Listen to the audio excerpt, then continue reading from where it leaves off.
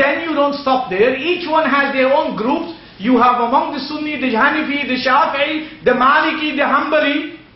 And I can quote more for you. You find this in the Qur'an: Hanafi, Shafi'i, Maliki, Hanbali, Awza'i, Sufyan Thawri. And these are only two major sects. There are many sects in the Muslim world, where there is so much disgust and dislike and despise and hatred. This Prophet came as what?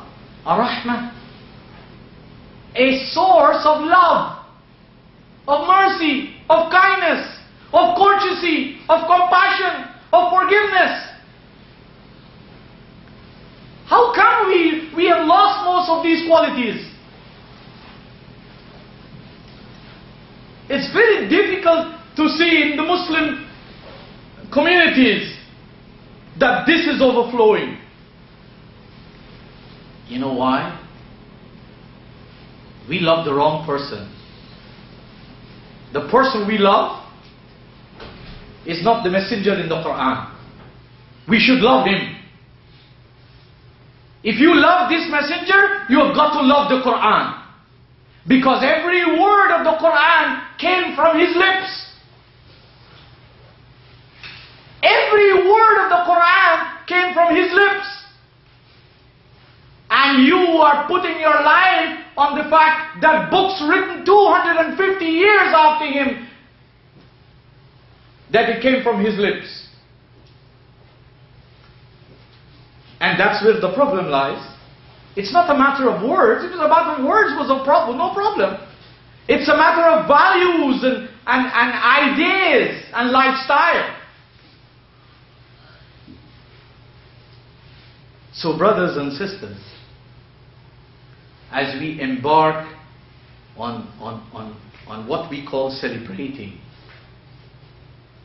because I know there's passionate celebration among Muslims.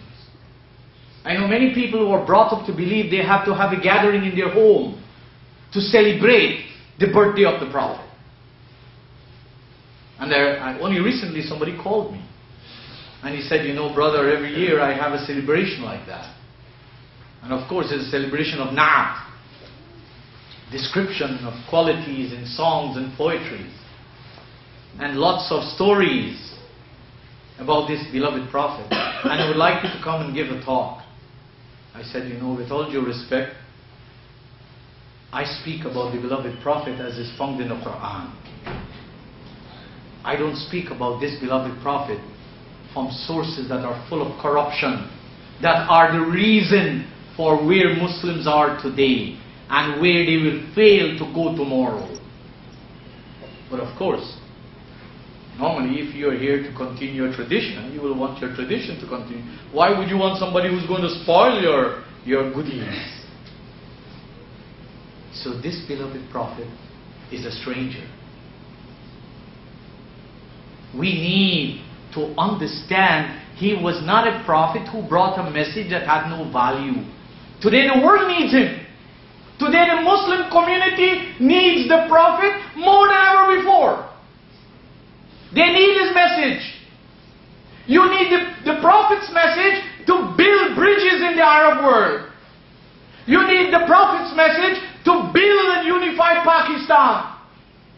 You need the Prophet's message to eradicate ignorance in Bangladesh.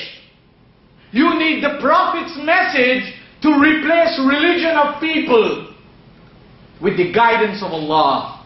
You don't need the religion of people that exploit people in the name of God and give them nothing substantial in return.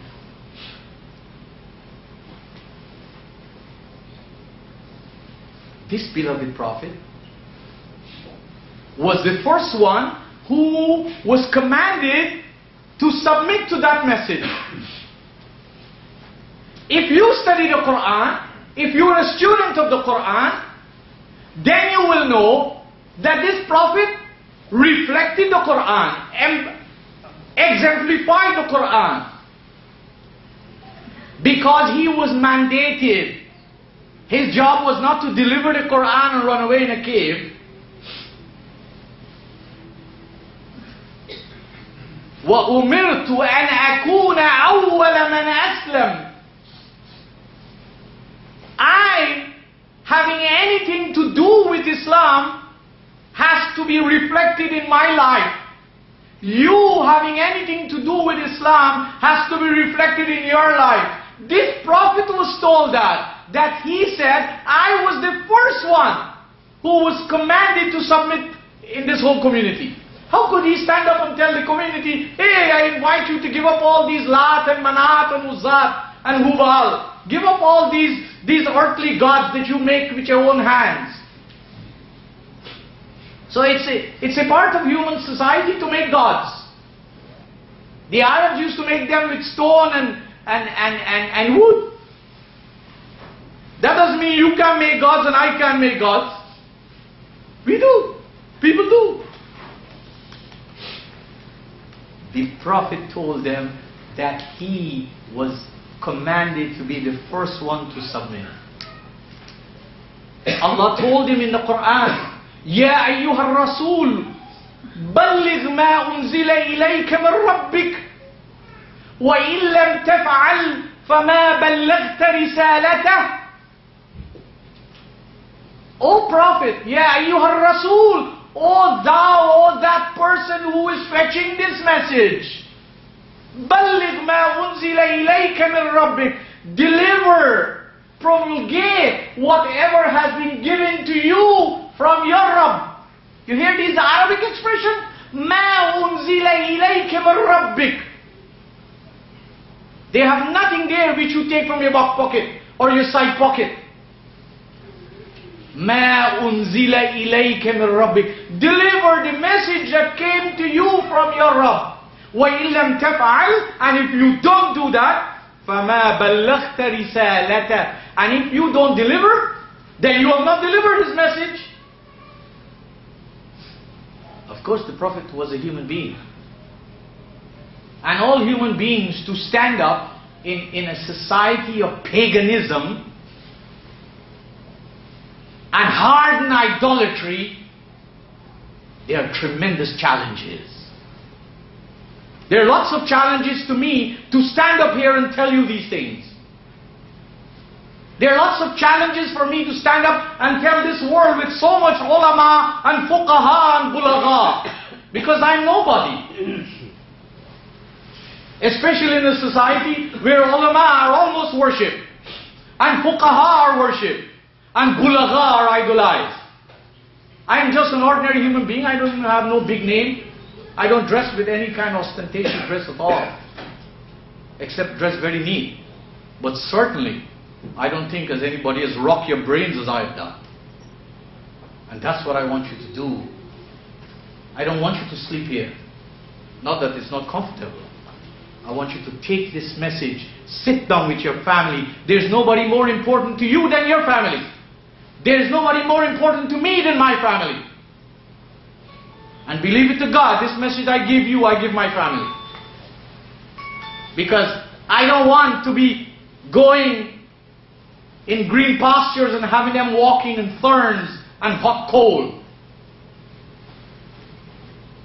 And I know you don't want that too. But if you don't want that, you have to do what is necessary.